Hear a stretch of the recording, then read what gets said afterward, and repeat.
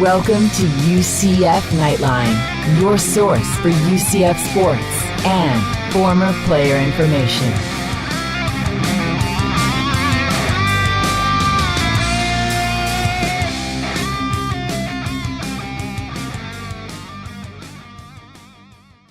Hello, Night Nation. This is Andrew Phegley coming to you from the 1148 studios. This is episode number 62, and by my side, as most always, Trace Trylko. Hello, everyone. I was remembering back a couple weeks ago, and you're like, I was on the phone last week. Yeah, you were. So you're here.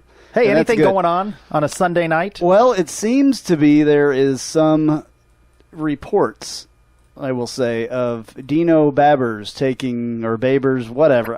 Hopefully I'll learn how to say his name. If he's our next head coach, yeah. we got to learn that. So there are multiple reports saying that he has been confirmed as the new head coach of UCF. Now, there is lots of stuff coming out on Twitter saying that he's not. We don't know yet. We'll let you know when we find out. It's a fluid situation. We're recording on a Sunday night. Folks are going to be listening Sunday night. They're going to be listening on their drive to work Monday. They're going to be listening throughout the week. And this story is evolving. All we can do on a Sunday night at the 1148 studios is react to all of those reports that are flying that he may be the next head coach. Your reaction to it, though, if in fact he is. I think it's great. I mean, he definitely would be a guy. I was going to say tonight that my guy was going to be Jeff Collins. That's what I had decided, and that's what I was going with. But now, obviously, it went from a defensive-minded guy to an offensive-minded guy. Speaking of offensive-minded guy, Bowling Green, of which Dino Babers is head coach, they're in the MAC championship game Friday. Number 5 in the nation in offense, 44 points a game, nearly 400 passing yards a game. Different level of competition for sure, but he has had an extensive career, multiple stops at Baylor. We know what Baylor does in terms of offensive production. A lot of fans have been interested in Babers the last couple of weeks on the message boards. It seems like this could be a good first hire for new athletic director Danny White. Oh, if it comes true, I believe that he hit it out of the park. I don't know what else to say about that, but this is a guy that everybody's been talking about, that everybody wanted. I mean, if you look through, if you go to Wikipedia and look up his name, I mean, he's got an impressive resume where he's been and what he's accomplished. Overall, 36-16, been to one bowl game, won a bowl game. But just an extensive background. Coming up in a few moments, Kyle Israel joins us as he does every week. We recorded his segment before, we came on the air for the podcast, and he has some interesting insights in what a Babers hire might mean for recruiting, especially in South Florida. We also have Jeff Sharon, who's launched a new website dedicated to UCF athletics, and if you haven't discovered it yet, you'll want to follow that. Another source, the more sources of information that are out there, the more podcasts, well, maybe we don't need more podcasts, but the more websites that are talking about UCF, that's good. UCF fans who listen to us, and wasn't it cool, by the way, at the football game? The only cool thing at the football game was to meet some folks. Brian and Chuliota, who came over to visit with us, Stephen, who I talk with from North Carolina, who listens, and it really opens your eyes that it's not just Central Florida that's listening. You got people all over the country listening. I look at the stats. You don't look at them very often, but people listen all around the world and all around the country. It's awesome. We thank every single one of you for listening. Tell your friends and all that stuff, because we do this for you guys. We're not doing this for our health. We're not doing it just to sit here and do it. We're doing it to give information. And you mean I'm not getting paid for this? No, I am definitely not getting paid. Neither one of us are getting paid for this. In fact, I'm paying for it. So. But it was great to talk with some folks who appreciate getting more conversation about UCF. And I think if you go back to when you started this 62 episodes ago, that was your idea, was to have more talk about UCF. Absolutely. And the podcast has really accomplished that. Yeah, that was absolutely the case. That's what I wanted. I was missing some UCF talk and wanted there to be some talk, quote unquote. Of course, when you started this, the football team was a little bit better. Yeah, well, I mean, the news is breaking of the possible next head coach that comes on the heels, of course, of that 44-3 loss. I have to get out, though, a reminder. On December 13th, we are having our live YouTube special. We've said football post-view. There's going to be all kinds of But things. it's going to be all kinds of stuff. We're going to talk about, Danny White. We're going to talk about everything. The UCF. new head coach. 7:30 p.m., December 13th, live on YouTube. You can find a link on our website, which is knightlinepodcast.com, UCFKnightlinePodcast.com, or knightlinepodcast.com, by the way. You can put either one of those names in there, and it will work. You can send questions in on YouTube or on Twitter. Absolutely. We'll we definitely need questions from y'all. I put out a couple attempts to get a couple questions this week for our show. We got a couple, but we didn't get a ton. Well, I think people are waiting to see what happens now with the head coach. And pretty good buzz since UCF hired Danny White as athletic director, and now this is his first big hire, and fans are going to want to weigh in on that. Yeah, so we will have to see what happens in the coming days. We're speculating just like everybody else is. So, and we speculate with Kyle, and that's all we can do. The other names, though, you mentioned Collins, Randy Shannon, Gene Chizik. Another name surfaced Sunday evening. Greg Schiano. But, of course, then you read another source or another site, and then it mentions that he might be going to Rutgers. It doesn't mean that all of these folks are just throwing things out on Twitter to throw them out, but people are talking to different people they know, and you get all sorts of rumors. It's certainly an interesting time of year. If we didn't have all of this to talk about, there wouldn't be a lot to talk about regarding our offensive output for the season or our defensive performance or the record. Yeah, so I'm still looking at Twitter here while we're doing this, by the way, so if I seem like I'm not paying attention, I'm not. He's refreshing. Anyway, obviously, most of you know by now, UCF lost again, which means 0-12, 44-3 at home Thursday night to South Florida. It is what it is. It's done. Thank God this season is done. I've never wished for a college football season to be over more than this year. I just wanted it to be over. It's been a nightmare for both of my teams. What's that other team that went 0-12? KU, Kansas, University of. It has been an absolute nightmare. I couldn't even imagine what are the chances of the two teams that somebody follows to both be the only 0-12 teams in NCAA college football. And I don't know if you read this in the FBS on Sunday after the Saturday games with the explosion of bowls. There's just too many bowl games. There's 40 bowl games. They need 80 teams. Yeah, there are 75 right now. There are 500 or winning record. I'm record. still saying that somebody should make one with the two teams that. It's confirmed that a minimum of 2 bowl games of these 80 will feature a team with a 5-7 record because they're not going to have enough teams to qualify. Right. Don't you think, rather than some obscure bowl in some small city, that there wouldn't be some interest in an 0-12 bowl? Somebody on Twitter or the message boards or whatever was saying, wouldn't it be a great idea to have that game between, this year being Kansas and UCF? Who would coach in that game? I don't know. I mean, they should just play it this week. Yeah. They were saying, though, that it would be something that, they could donate all the proceeds to charity or something like that. That would be great. It's fun to speculate. You could call it the American Standard Toilet Bowl. What do you think the line would be? Let's say neutral site for sake of argument. No home field advantage. Neutral site. What's the line? I don't know. I mean, you still favor Kansas, don't you? Because they're from a Power 5 conference. I do. Yeah. Unfortunately, and that was one of the questions that somebody sent in by Twitter. Actually, Eric Lopez tweeted this out last night. There was a guy. I don't know if you saw this picture, but there was a guy at the KU game yesterday, and he had a sign that said, "We want UCF." Oh, that's good. Yeah. I didn't see that. So Eric Lopez tweeted to me the picture. Oh, I got to see the picture. And, said, what would UCF Knightline do in that scenario? Well, of course, I would have to go with my alma mater. I suppose begrudgingly I must respect that. But deep down inside, I believe that I would probably be rooting for UCF.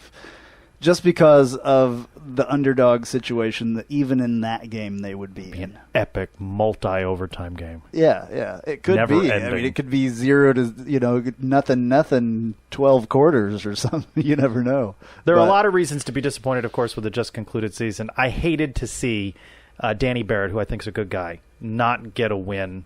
What did he say after this last game of the season? Obviously, disappointed in the results, especially for tonight, for those seniors, told them in the locker room they're disappointed we couldn't send those guys out with one final win, to go with the record that they've had here. So probably more disappointed in that than anything else. And then you look at the ball game. The difference in the ball game, as I look at it, is third down. They were 11 of 16 on third down. We were 2 of 12 on third down. Many opportunities from an offensive standpoint to stay on the football field, and we couldn't do that. And I think to get the second conversion probably was on the last drive there with Taj there. We just run the clock out there. The game was academic at that point. But like I told the guys, you get in those situations. That's what we talked about all week, being able to stop them on third down and being able to stay on the field on third down. And we weren't able to do that. Give them credit. Good football team that played well. All right, those were the words of interim head coach Danny Barrett. I want to get this off right away. I think Danny did a good job with what he had to work with and the situation that he was in, and I appreciate it, and I hope, the best for him anywhere that he goes, and the best, really, honestly, for everybody except Coach Key. Oh, here you go again with that. I am not a Coach Key fan, I'm obviously. aware. Anyone else, though, that I hope that they get great opportunities and they prosper where they go. Coach Key can go to all right, you should Hawaii or something. Well, they've hired a new head coach. But the farther away that he can get from UCF, the better. I've got a trivia question. I don't know if you read that yet. Don't read it. Guess in real time. Some facts, though. Adding in last year's season-ending loss to North Carolina State in the Bitcoin St. Petersburg Bowl, UCF has now lost 13 straight games. Okay. This is the third time in UCF football history the Knights have lost all of their games. The other two times, 1982, 10-game schedule, and 2004, 11 games. So 12 is the most losses UCF has ever had in a season. So here's your trivia question. Play along as you listen to the podcast. How many total UCF head coaches have gone winless? And I'll help you out. Is the answer 3, 4, or 5? Think on that. Answer in a moment. UCF is the first program since 2004 to lose all of its games twice. We're number 1 in that. Only 2 schools, of course, going winless. We mentioned that, UCF and Kansas. And the Basement, by the way, the bar in Orlando, giving out all the free beer, ended up giving out 15,000 free beers during its promotion. And somebody said that was a total of $60,000 that they spent on that. So, if it was a successful promotion, yeah, let's see if they do it. Yeah, well, we'll see. Let's see. I think that they've said that they will already. All right. So do you have a guess? Do you have a guess how many total UCF head coaches have gone winless? So the lowest answer could be 3. 3, because we've had 3 losing seasons, or 3 seasons where we lost all the games. Have gone 3. I'd say 3 then. No, that's a trick question. Correct answer is 4. 4 head coaches. So Sam Weir went 0-10 in 1982. Alan Gooch stepped in as an interim, taking over for Mike Kruzek in 2003, and he went 0-2. So he lost. He didn't win a game. Oh, I see. George O'Leary's the third. I see. He dubiously achieved this feat twice, where he lost all of his games his first season, and then Danny Barrett goes 0-4. Well, the question wasn't clear because I didn't know that we were including interim head coaches. Well, so that's why I was confused. I thought it was going to be 2, honestly. Gotcha. That's fine. So you thought it was O'Leary and Weir. And Weir. Yeah. Which would have been if you were only including head coaches. Yeah, well. But you were including interim head I was coaches. including interim. Okay. So, yeah, it's that's something good. to play along at Absolutely. home as you're driving around or listening to the podcast. Well, hopefully people are still listening because I'm sure they are. Anyway, so seniors. We have a couple seniors. I think there were, 8? Third maybe? in the country in fewest number of Yeah. seniors. Who are you going to miss? Who does the program miss? Thomas Niles, for sure. Mm-hmm. And, of course, Joey Grant. which is already gone. Of course, he had retired. But yeah. still, he's definitely missed. Dominic Spencer? Yeah. And Cedric Thompson, did some good as well, for sure, in that role that he was playing. So. Not a lot of seniors, though. Not a lot of seniors. They all contribute in some way, but not too many that we're going to be struggling. Yeah, without. Those people definitely, will be missed for their leadership, though, because anytime somebody's a senior on a team, and those guys are the last of the guys that were around for the Fiesta Bowl win and all that stuff. So, strange bookends, or strange parts of their career.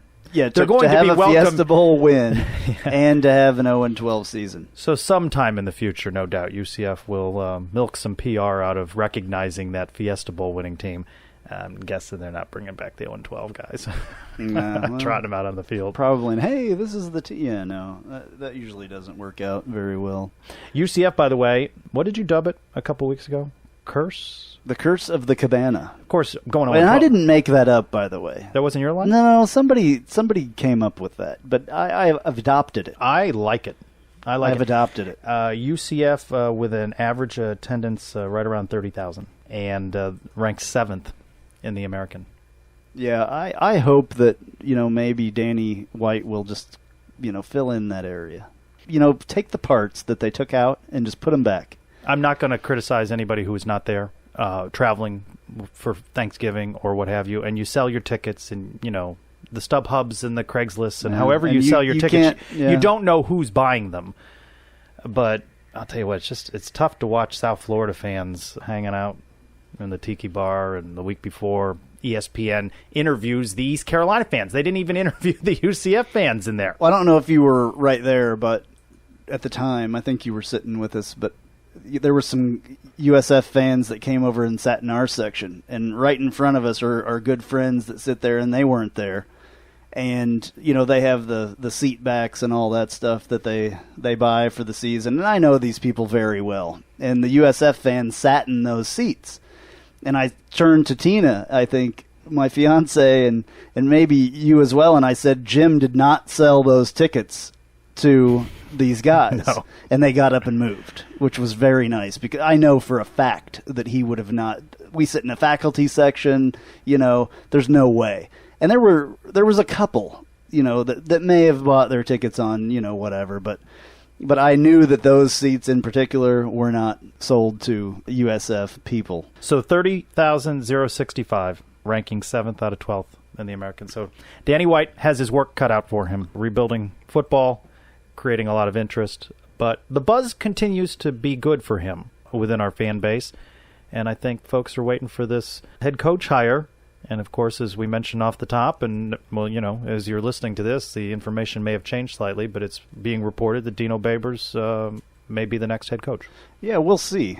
I've got something here that I wanted to I talked a lot, and you'll hear later on when we talked to Kyle Israel, brought up quite a few stats. One stat that's interesting, they have, the final stats came out at the end of the game on Thursday, and it's always kind of interesting to go back and look through that stuff. And some of the things, the stats in college football are a little trivial, but most of them aren't. But one of the things is attendance that is in there, believe it or not. So UCF, in their 6 home games, had a total of 180,388, supposedly, quote unquote. Our opponents had 226,486. So with our 6-game average, that would average out to 30,065. Mm-hmm. But the average for the other teams was 37,748. So that number is not nearly as big as it looks difference-wise when you look at the second number. You know what I'm saying? Mm-hmm. Average between 6 games. So, we're a big draw on the road, are we? Guess so. I don't know. I mean, fans in other cities are flocking to see us. Yeah. Since you have stats up there, do you mind? Can you give us what the total quarterback numbers were? Can you scroll up to that? I can, yes. Not that we didn't see and experience that firsthand all season long. But what were the final tallies for the so multiple quarterbacks we yeah, saw? There's a couple different things that I can look at here, and with these being the PDF files, sometimes columns get kind of smushed together, especially with some of these things where there's lots of information. Passer efficiency is a little bit interesting for the quarterbacks this year. Tyler Harris actually was the leader in that passing efficiency with a score of 100.12. Justin Holman was actually 95.17. So that's interesting, although, that was 26 completions and 61 attempts versus Justin Holman's 127 completions and 250 attempts. You several weeks ago were calling for Tyler Harris to start a game, and of course the team never did that. But I noticed fans in the last two games were screaming out, "Give Harris a chance." I think there's just a frustration and maybe a new face, and I think the experience was that when we saw Tyler come into games, he provided a little bit of spark. You're seeing second-team guys in a lot of cases or what have you, but it seemed like why? I guess the team just didn't feel he was the best person to win the game that week or make them competitive, but as the season rolled along, it seemed like more and more people were vocalizing what you were several weeks ago. You know that there was one quarterback out of all of our quarterbacks that we saw this year that played in all 12 games? One quarterback. Nick Patty. Yes. Yeah. So he appeared as a quarterback in all 12 games at one point or another, running that wild night. So what was the total touchdowns to interceptions? We only scored 13 touchdowns. 13 passing touchdowns? Yeah, 13 passing touchdowns, and we had 23 interceptions altogether. Justin Holman scored 7 of those touchdowns. Wow. Throwing. Bo Schneider scored 2 of those, and Tyler Harris scored 4 of those. Justin Holman yards passing, which is an extremely low number, 1,379. Bo Schneider had, let me go with the attempts and completions. So Holman had 127 completions for 250 attempts. And Bo Schneider had 105 attempts with 54 completions. Tyler Harris had 61 attempts for 26 completions. So Justin Holman threw 14 interceptions, Bo Schneider threw 7, and Tyler Harris threw 2. I don't know. Any way you stack it up. We'll talk about, it's a good opportunity to bring in Kyle because we talk a little bit about the rushing numbers. And you realize what you watch, you're watching it all season long and you know that it's not good. But to hear it, the cumulative impact is a little bit... Yeah, I do want to say one thing, though, that in these stats that is impressive. Traquan Smith. There was only 5 wide receivers that played all 12 games. Traquan was by far the best wide receiver that we have, a true freshman coming in, and this kid is, did he have a 1,000-yard season? He did not. He was very close. He caught 52 balls for 724 yards. All right, I thought it was more, but... And he averaged 13.9, per carry. Had 4 touchdowns, average per game 60.3, but still, the closest guy after that was Tristan Payton, that came in and he had 21 balls catched and 264 yards with 1 touchdown. And he averaged 12.6 yards a carry or catch. So 7 touchdowns was the most. Who's number 2 in touchdowns? Number 2 in touchdowns receptions would be Darren Wilson. And that came early in one game, didn't it? The Tulsa game? Yeah. Yeah. When he sort of disappeared down the stretch. Yeah, he started one game. Yeah. And he had 8 catches. And 3 of those were touchdowns. He actually had the highest average for yards, which was 14.8. There's some guys here that, they're in there. And if they're coached up correctly in an offense where they can work, there's players here on this roster. That's one thing that people are debating. Do we have anything? Is the cupboard bare? Blah, blah, blah. It's not bare. There's players here that came here and were recruited here for a reason. And those players... Yes, we're missing some things for sure, but there are players here that are going to be stars. Traquan Smith is already a star. C.J. Jones also was the leading running back. So he played all 12 games, didn't start all 12. He had 93 attempts for 377 yards. That's not a lot. But, he averaged the highest average. Well, that's not true, actually. The highest average was Popolo had the highest average, but he only carried one time. So. And you just think of 13 weeks ago, we were talking about different names at wide receiver. Who would be the star at wide receiver? Yeah. Akins. Yeah. Who would be the star at running back? Akins actually 5. Yeah, he was 5th. He had 14 receptions for 152 yards, and he was averaging 10.9 and 2 touchdowns. What could have been? The cupboard is not bare, people. The wise words of Andrew Phegley. We've got stuff. We've got players here, and you're going to see them, and I don't think a lot of people are going to be leaving and all that stuff. I don't see that happening. I think that these guys are going to stick with it. Let's see what Kyle thinks of the Dino Babers rumor mill and some other statistics and insights on the just concluded season.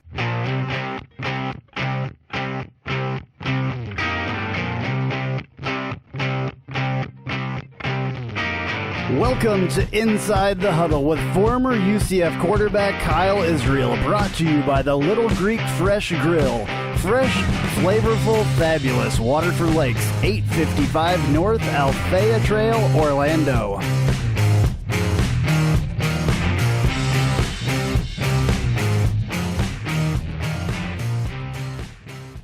Well, as we record on a Sunday night, news breaking that UCF's next football coach may in fact be Bowling Green's Dino Babers. Kyle Israel, what's your reaction if this report is in fact true? Well, I can't say that I'm surprised. I think from the beginning, Dino Babers has been named. It was on the lips of everybody on the tongues of everybody when you think about who potentially could be our next head coach. Obviously, he was a guy that not only UCF was considering, but many schools across the country that have vacant coaching positions at this point in time were looking at. And I think that he's a really good hire for us. I think when you look at his age, at 54 years old, he's extremely experienced, an assistant head coach at UCLA at one point in time, obviously a head coach at Eastern Illinois, and then Bowling Green, MAC Eastern Division champs at Bowling Green in 2014 and 15. So I think he's a guy that can lead us into the right direction, a new era of UCF football, if in fact these stories or indications are true of him becoming the next head coach. And I'm pleased with that. I like the idea of a guy that has previous head coaching experience. I didn't think it was a 100% prerequisite, but the fact that he does is something that I think we can lean on, and I'm overall pretty happy. As a former quarterback for the UCF Knights, you got to like this. Bowling Green's offense ranked 5th in the nation, averaging 44 points a game, nearly 44 points a game, and 400 passing yards per game. UCF fans have wanted offense for a while. Sounds like he's a guy who could deliver that. He certainly is. And when you look at his coaching record, having spent some times with Art Briles there at Baylor, you would imagine that passing offense is something that he was going to take with him. He obviously did at Eastern Illinois and now Bowling Green. And yeah, as a quarterback, I certainly like to hear that. I think our fan base as a whole, and I'm trying to speak on behalf of the fan base, we've kind of had this George O'Leary, aside from really 2013, really pro-style offense. We started to spread it out a little bit more with different formations and more shotgun pistol with Charlie Taff over the last couple of years to kind of get us there. But I think the base of the offense was still pro-style when you think of the running game and those sorts of things. And so when you look at us in the state of Florida, like I've said before on the podcast, there's a ton of athletes in this state. And I think having an offense that's high-powered, that has a proven track record, is going to help in recruiting when you're trying to get those type of guys, not only at the wide receiver position, but at the quarterback position as well. So I think Justin Holman, Kyler Harris, and Bo Schneider, if they fit into Coach Babers' scheme, are probably sitting pretty happy tonight or tomorrow when they find out this news, if in fact it's true. And what can he likely accomplish in a short period of time in recruiting? He has recruited in Florida before, but Bowling Green and the MAC gets your 2-star athletes. What can we reasonably hope for in this recruiting process from him? Well, I think the one thing that we need to be careful as fans is the expectation levels that we have for next season. I keep hearing this. We need to have everything turned around in 2 years. And you would hope to see quite a bit of progress. What does turned around mean? I think most people would consider that being the American Eastern Conference champs and getting to a conference championship game. But, it's not going to be easy when you look at what we currently have on the roster because, there'll be a few special players that can come in from this year's recruiting class, whatever that ends up being, who can see time and be on the field. But ultimately, a lot of what we're going to see next year are the returning players from this season. And I think there are some talented guys at the wide receiver position. Obviously, to be completely candid, I don't know who is going to be our quarterback going into next season based on the play of Justin and Tyler. The last couple of games, I don't think anybody has taken reins of that position. I think Justin, just being a senior, will be in line to have that job as his going into the spring. But whether or not he can adjust to this new offense is truly up to him. And then obviously we're going to have to fill some big voids on the defense that we weren't capable of filling this year. So we need to be careful with what that expectation level is, and we need to give Dino Baber some time, if in fact he is the new head coach, because that's what it takes sometimes when you're coming into a program where I wouldn't say the cupboard is bare, but it's only a quarter full, in my opinion, with the players that we currently have. I think that he can accomplish a lot to answer that question in regards to recruiting based on just his pedigree. His offense is obviously attractive. It'd be interesting to see who he brings in as a defensive coordinator. But, the head coach, helps close the recruiting process deals, getting players to sign, those sort of things. It's going to be really up to his staff. And most college football recruiting does rely quite a bit on the staff, not just the head coach. So that's one thing that I'm going to be paying attention to is who he hires on his staff. Does he bring back Sean Beckton, kind of a UCF lifer? I'd like to see him bring Sean back. I think he's one of the best wide receiver coaches in the nation. And if there's any area on the field that I think guys improved this season, it was at the wide receiver position, especially with so much youth that we saw there. But Coach Babers being just being completely honest, being an African American coach, some people may not think that has anything to do with it, but I promise you it does. Gives us somewhat of an edge in recruiting. To be candid, when you talk about going into Miami and these different inner city communities and bringing some of the talent out of those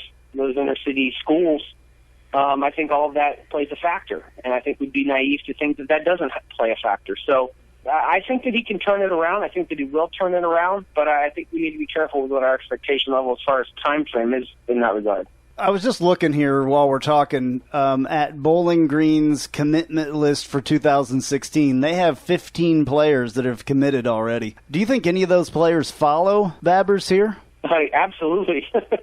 If in fact those are guys that he wants to bring to this program, if he thinks that those are players that are capable of playing at this level, that the MAC is well below us by any stretch, certainly coming off an 0-12 season. But, I think there's guys that a lot of times commit to coaching staffs rather than committing to schools. And if he believes, do you want to go play in Bowling Green?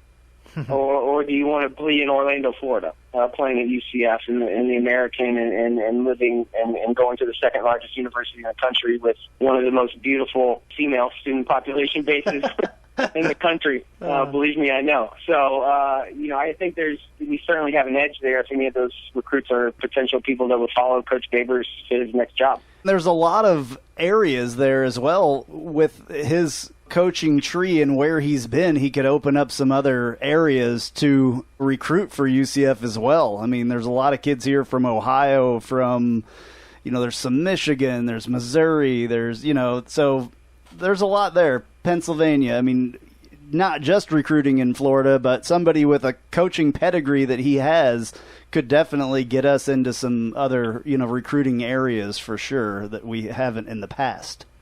I think if you would all want to get out of the state of Florida, and remember, you got to remember that with recruiting, there's a budget, and that budget, applies to coaches and their travel and where they go across the country, et cetera. So, I think Coach Babers probably has obviously connections in the state of Texas, being at Baylor, obviously in California, being at UCLA. Probably knows potential schools that he could target for particular athletes.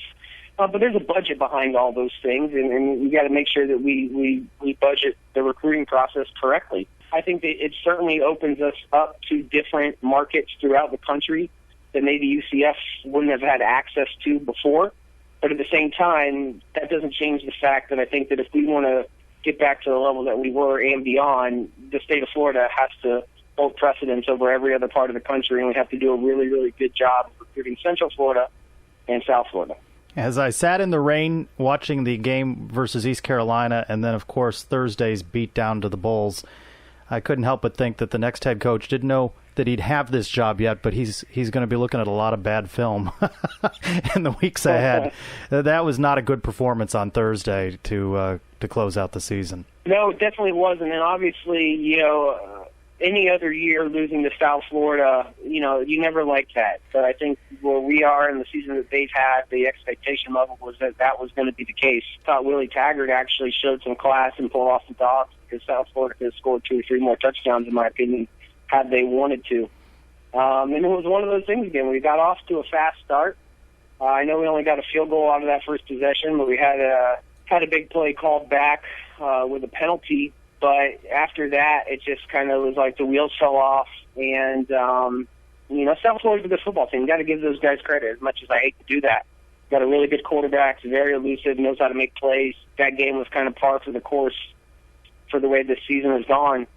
And I'm just happy that it's over, and I hope the returning players kind of look back, see what they can learn from it, rewatch the film of all the games, as they should in the off season, and try to get better from it. And that's all you can really do. If you don't find a way to get better from a season that you struggled that bad in, then that season was all for naught. But although we went 0-12, if you can go back and get better as an individual from watching yourself on film and improving, then that's the silver lining. Is you look at what we did the last time we went 0-11 in 2004. We turned around, won the Eastern Division of Conference USA, went 8-5, made it to the Hawaii Bowl, really close to a 9-4 season, or even a 10-3 season with a win in the conference championship over Tulsa. If we would have won that game, if we didn't miss a PAT, then the game in Hawaii would have been extended. So, it shows that things can be turned around. We've done it before here at UCF. I believe Coach O'Leary in 2005 won National Coach of the Year for that turnaround. But what we did that offseason is there was a lot of guys that looked themselves in the mirror and said, what do we got to do to get better? We made a plan for it, and we went out and did it, and the results we're seeing in the following season. So I think that needs to be the mindset for the players now. Moving forward is how can I get better as an individual? How can I help this team get better? And what can I learn from the season that was 2015? Stats came out for the season totals after the game on Thursday, and I've been looking at them ever since, and a couple glaring things, are here. UCF only had 975 yards rushing for the entire year. Our opponents averaged 2,390. That's a big difference, and I think that was one of our things. You talked about it pretty much every time. We had to get 150 yards rushing, and we win. We never got there. No, I mean, it certainly was one of the glaring things this year. And obviously, I don't want to be too hard on Justin and the quarterbacks. Although I didn't think that they improved a lot throughout the course of the season, they certainly didn't have a lot of help. And listen, I had Kevin Smith as a running back. I know what a running game can do for a quarterback. I know what it can do in the play-action game. In 2007, we were the #1 play-action offense in the country. And quite a bit of my passing yards came from play-action plays because when the run game gets going, it has a true effect on the defense and defensive schemes and game plans. And the running game is a quarterback's best friend. It's also a defense's best friend. And the fact that we can never establish that, number one, it didn't help our quarterbacks out at all.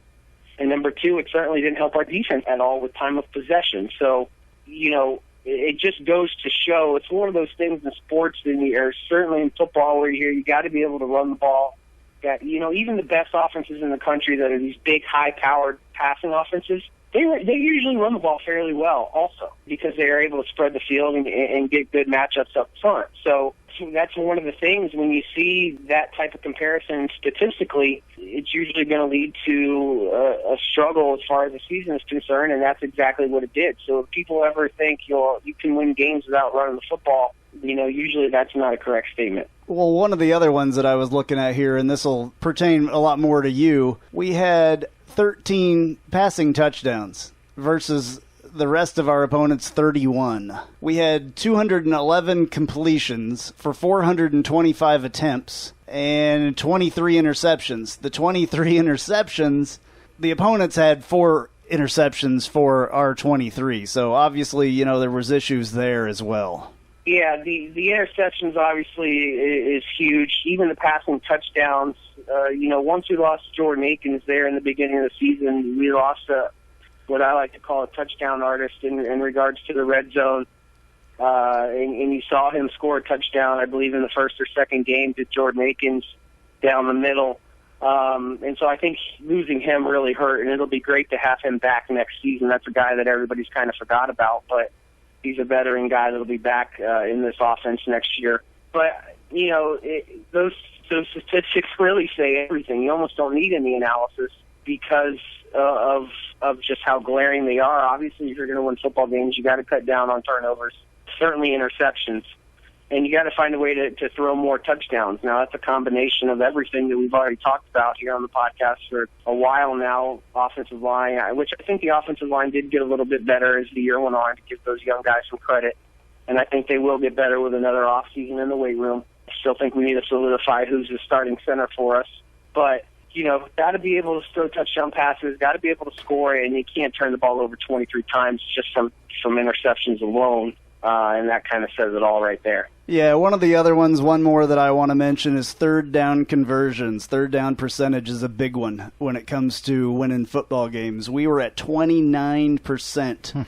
We had 170 third down attempts, and we got 50 of them. 29%, and the opponents are 47%. 84 that they got and 177 attempts. We obviously attempted quite a few, but we didn't get very many. Explain how that works in winning football games. Well, we weren't in a lot of third and short to medium opportunities, and that's why the first and second down are so crucial when you're a struggling team like us, just to get some positive yards, because you wanted Justin or Tyler, whoever's in at quarterback, to have options on third down and to not have to throw the ball down the field, but to be able to dump it off underneath. One thing I was sitting in the stands the other night and realized, we didn't really check the ball down a whole lot this year to running backs. And, those guys are invaluable coming out of the backfield in the passing game. And there were opportunities last week a couple of times on third down where we threw the ball down the field, but we had a running back underneath wide open with nobody within 10 yards that would easily convert it on third down. So I think that's an area that we struggled was in the check down area. But you got to do good on first and second down to make third down manageable. And unfortunately for us, we just weren't good enough offensively to put ourselves in manageable third down situations, and that's really going to hurt. So in the future, to be able to run the ball on first or second down and get some yards, or based on the offense. Now I don't know if that's a statistic we're ever going to have to worry about again.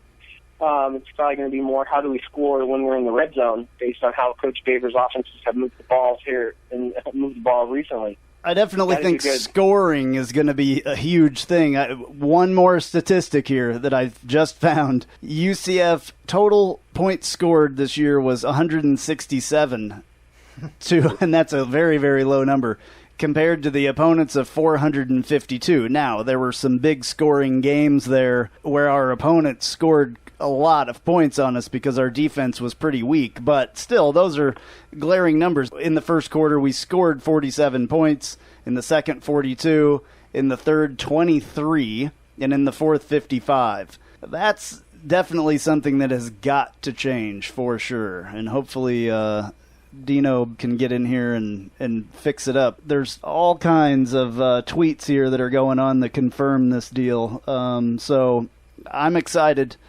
Kyle, I brought up the 2004 football schedule today as I was a fan watching it in the stands and reliving this season in comparison. I looked at some of the scores, and they flashed back to me a little bit. Northern Illinois lost 30-28. Akron, 26-21.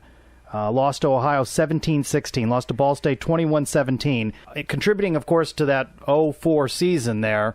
But it just feels like that team was in games better than this team had been this season.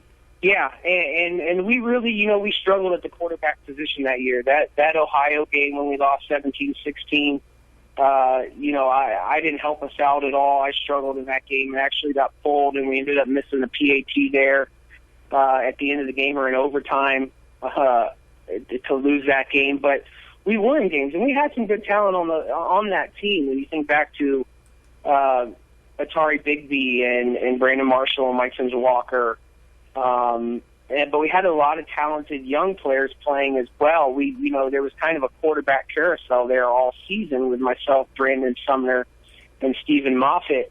And when you don't have consistency at the quarterback position, it makes it a little bit more difficult. And I think one of the things that, looking back, that led to that struggle a little bit is at that time Tim Salem was our offensive coordinator, but he was also the quarterback's coach. And I don't think that we got as much individual coaching at the quarterback position as we probably needed at that point in time with the youth of myself, with the youth of Stephen Moffitt at the time, only being a true sophomore.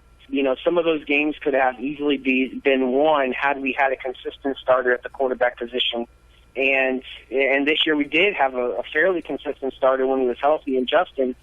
But we also had some older senior leadership and some junior leadership on that team in 2004 that kept us focused and in football games. And we didn't have that this year. So that when we got down, this year, it was basically over at that point just from a leadership perspective. And you do got to consider the fact that we were playing in the MAC and the American are better teams than what we were facing back then. But it definitely, even both seasons going winless, it seemed like it was a much more competitive season in 2004 than what we saw this year. Andrew just shared the total points UCF scored, and we talked so much about the Fiesta Bowl being not that long ago. I brought up Baylor for this season. 56 in a win, 66 in a win, 70 in a win, 63 in a win, 66, 62, 45. You get the point. A lot of points. Right. Big contrast. It's one of those things that you're hoping that Dino Babers can bring here. And, he obviously Baylor was that 2000, when he was there was when they were really starting to turn around. I think he may have had RG3 underneath him at that point in time. I believe somewhere in that era, they had obviously Heisman Trophy type of quarterback. And I think that it'll be interesting to see if Dino Babers wants to move forward with the quarterbacks that we have. Does he go the JUCO route, bring in a guy that's more of a spread offense type of passer? It'd be interesting in regards to what he expects out of the quarterback as far as running ability, because we all know, not to be unfair to Bo, but he's more of a pocket passer, not fleet of foot at all. I think Tyler Harris is a little bit more fleet of foot, but not much more. And Justin gives us some running capabilities, but does the quarterback need to be able to run? That's a question that needs to be answered. And if so, does he go JUCO route to find a quarterback? Does he feel like he can get it done with three that we have here right now? And who does he sign in this class? So I think those are all questions. When you're scoring that many points, you got to have an elite quarterback, or at least a quarterback that knows how to get the ball in his playmaker's hands and create some things with his legs. And so that'll be interesting to see how he evaluates the three guys that we currently have on our roster. It is definitely going to be interesting to see what happens in the next few days and in the coming weeks and in the months ahead, for sure. Thank you so much, Kyle. What's been going on at the Little Greek this week? Well, it was obviously an interesting week with Thanksgiving, and obviously Waterford Lakes was just crazy on Friday and Saturday, which actually hurt our business a little bit because I don't think people wanted to even drive in or think about driving into Waterford for something to eat. But this was still a good week for us, and just moving on, we have our catering menus printed. So if you're considering catering, you can come by and grab one of those. We are going to be into all the local businesses here with those catering menus this week. So catering's still the thing that we're trying to push as we enter the holiday season for parties or different events, whether that be, family parties or corporate end-of-the-year parties. We'd love to be the catering resource for everybody out there. All right on. And you have gift certificates. Yeah. At the we little got gift Greek. certificates. Thanks, Trace. That was Andrew this time. But Trace reminded me last week. It's okay. It's all good. So, hey, man, thank you so much for, doing this with us this season. It's fortunately the season is over. I mean, this has been one of the worst football seasons for me personally, ever. I don't want it to end, but this year I'm glad that it's over. Both of my teams went 0-12, which is absolutely insane. It's all your fault. I know. I still say it's the curse of the cabana, even against my KU guys. But anyway, thank you so much for doing this. It has made our program a lot better having you do this all season. So yeah, absolutely. I look forward to it this off season and into next season. It's a bittersweet season for me personally because my cousin Tucker, who's redshirting a quarterback up at Clemson, they're obviously number one in the country, and my grandfather played at Alabama, and I had some uncles that played at Alabama. So for that side of the family, it's been a great season. And hopefully will continue to be one. I'm just glad that the UCF season is over, and hopefully we have a new head coach, a new athletic director, and it looks like we're moving in the right direction. Well, two of the teams that UCF lost to this year will face off in the inaugural American Athletic Conference title game. Number 18 Houston won the Western Division, 52-31 over number 22 Navy, and number 21 Temple won the East, 27-3 over UConn. That's Saturday at noon on ABC. What's your prediction? I just want to say, first of all, thank God that Temple won, and so the cows over there wouldn't be in the Eastern Champion. Amen. Definitely. I'm going to say it's going to be Houston over Temple, 14-7. No. I think it's going to be, I don't know. 14-7. That's my. All right. Houston wins 45-28. Okay. Over Temple. Cool. Yeah. Well, just shows you though, right? You hire the right coach. Do we know what station is that going to be on? ABC. ESPN? Oh, ABC. I think it's ABC. Oh, wow. Of the family of networks. Oh, that's cool. Memphis won 63-0 over SMU. Memphis' quarterback threw 7 touchdown passes in the first half. Think about that. And then their coach, Justin Fuente, is going to Virginia Tech. And by the time whoever you are listening to this, Houston's coach now rumored to be going to Georgia. Yeah. I think that's what it was, Georgia. Yeah, after Houston said they were going to double his salary, reports indicated, double his salary from $1.5 million to $3 million. It's hard not to jump at a Georgia job, though. There's so many openings for coaches. Yeah. And hopefully within the next couple days, hopefully tomorrow, we'll figure out, which would be Monday, who our guy is. Tulsa becomes bowl eligible, 45-34 over Tulane. By the way, that's one of the openings. Tulane fired their coach. Tulane's 3 wins included beating Army on a last-second field goal, beating one of the old 1AA, what are they, FCS, FBS, whatever it is.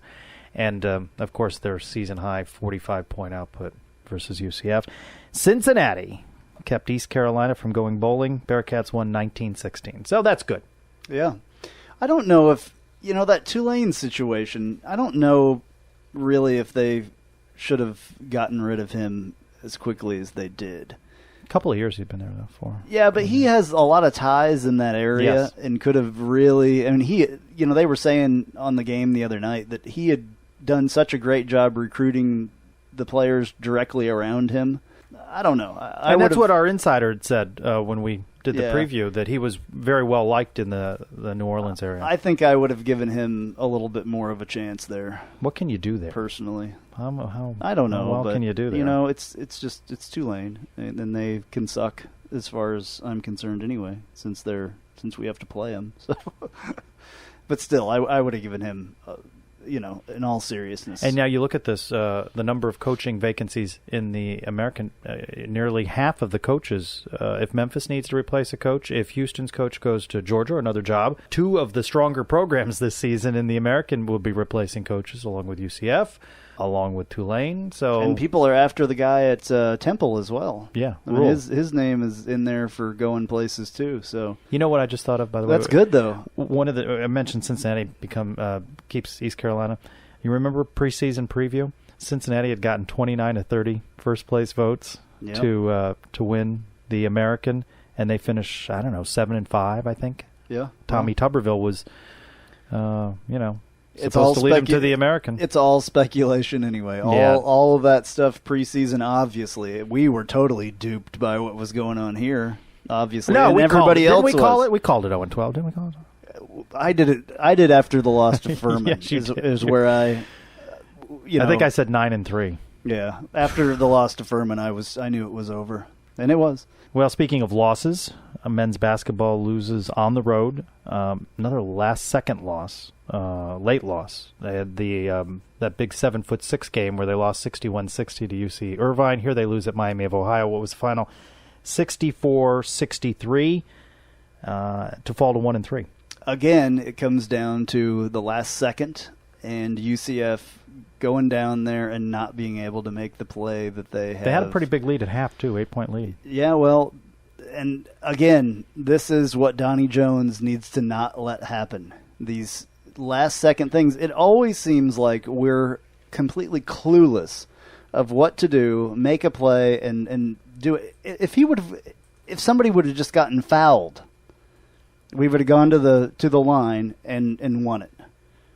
But instead, they decide to kick it out and have Henriquez try to hit a three. You needed 1 point to win, people. 1 point. And you try to shoot a three. And the last play against UC Irvine was pretty sort much of a the same fumbly deal. kind of play, too. Yeah. This is what Donnie Jones has a problem with. Donnie Jones has a problem with winning. Period. Winning is the problem with Donnie Jones, especially towards the end of the game and coming out of any timeout. He's got a young team. Well, this team is one of the best that have been here for quite a while, I believe. They were. They need to win these 1 point games. They were 6 of 8 from the free throw line. Yeah. To kind of bolster your point of trying to go to the line. They had 22 turnovers to. They had committed 22 turnovers. They committed 22 turnovers, and Miami committed 11. Another game though where they out rebounded the opponent. You can't keep out rebounding your opponents and not win those games. Now, up next, they go to Stetson Wednesday. So nearby, folks can go see them in DeLand. 8 o'clock Wednesday. Back home Saturday night, 7 for Illinois, Chicago. And you have some news. Yeah, Danny Morales, who we had last week, come on, is going to join us as our basketball, reporter, as our basketball guy, kind of like Kyle did throughout football season every week. So he's going to join us starting next week, and that's going to be awesome because he knows quite a bit about. We had him on last week, of course, in the extra that we did, talking about USF football as the insider because he covers USF and UCF. I don't know how anybody basketball, can do that. Yeah, basketball he covers UCF. So he will be our basketball guy. The guy is good at talking and good at getting out what he needs to say, and we're very happy to have him stepping on board to do that. A little bit of meat on the bone covering basketball. Conference play begins soon enough. Speaking of, this show has gone, it's a long one just because of all the breaking talk news and all that we've had. Unfortunately, Jeff Sharon, that interview was like 20 minutes long in itself. And I've said it time and time again, I really hate to even go over an hour on these shows. So I'm going to this week on Wednesday, I'm going to put out extra on YouTube, and that's going to be the Jeff Sharon interview. Well, we talked to Jeff about Danny White. We talked to him about the basketball team. So we cover a variety Football, of topics. all kinds of stuff. It wasn't just about the coaching situation, which could change by the time this even gets posted again. So anyway, I'm sorry, Jeff. We will make it up to you. Well, folks will want to listen because he's out with a new blog and website that folks are going to want to bookmark and check back for information. More places to find UCF content, and that's a good thing for the program. Yeah, so Wednesday at some point in the evening on YouTube, you can find Jeff Sharon's interview as an extra. Hey, by the way, we're number 37th in something, not last. What would that be? 37th, UCF tied for 37th, most players in the NFL. Oh, wow. Ahead of 25 Power 5 schools, with a total of 20 players currently in the NFL. Wow. And largest amongst that group of 5. So, for all of the struggles this season, it does go to show that UCF has brought in some good talent and has coached up players that do make a difference. Brandon Marshall with a touchdown Sunday for the Jets, and our guys make contributions. We Matt have a Prater, starting quarterback. We have a starting running back. Wide receiver. Wide receivers. Clayton Geathers in linemen. the Colts game against the Bucs today, getting in Jameis's face. Did he? Yeah. I didn't get to see it. I was out shooting pictures today, but... So this is, we're number 37th, but we're ahead of a lot of schools. These are just listen to some of these names that we're ahead of. Arizona State, Mississippi, Arkansas, Maryland, Pittsburgh, Baylor, Oklahoma State, right? I mean, these are not slouch. Kansas. Oh, sorry. Northwestern, Washington State, Colorado. I mean, we can play with the big boys. We're going to have a new coach in here, a new offensive scheme, and...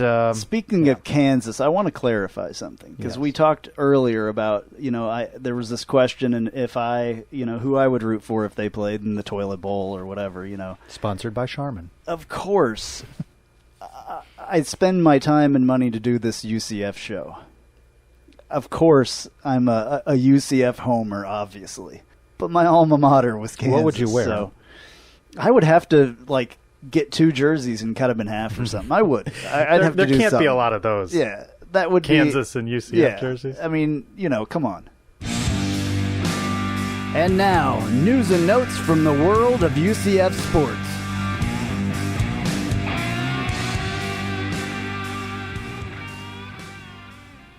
Women's basketball dropped both games at home during its weekend Thanksgiving Classic Sunday. UCF loses to Butler 71-63. The Knights dropped the Saturday game to Buffalo 66-60. Earlier in the week, the Knights crushed South Alabama. UCF is now 3-3. Up next, Wednesday at Stetson and Saturday at Akron. Who do you think new UCF athletic director Danny White was rooting for? His current employer, Buffalo? He had a jersey that was cut in half. Half Buffalo, half UCF. Volleyball beat Tulsa 3-1 Wednesday night, but dropped the finale 3-0 on Friday at SMU. Knights finished 9-11, the American 15-17 overall. Young team, they will be back and better next year. Baseball head coach Terry Rooney announced the promotion of Ryan Klosterman to associate head coach. Klosterman begins his 5th season with UCF this spring.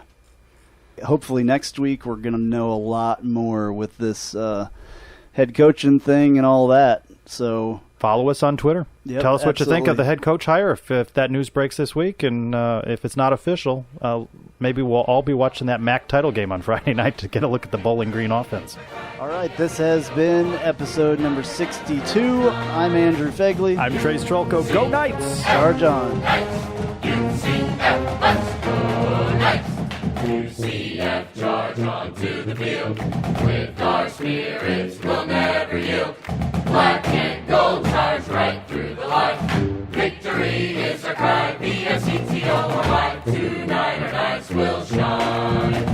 UCF, Knights! UCF, let's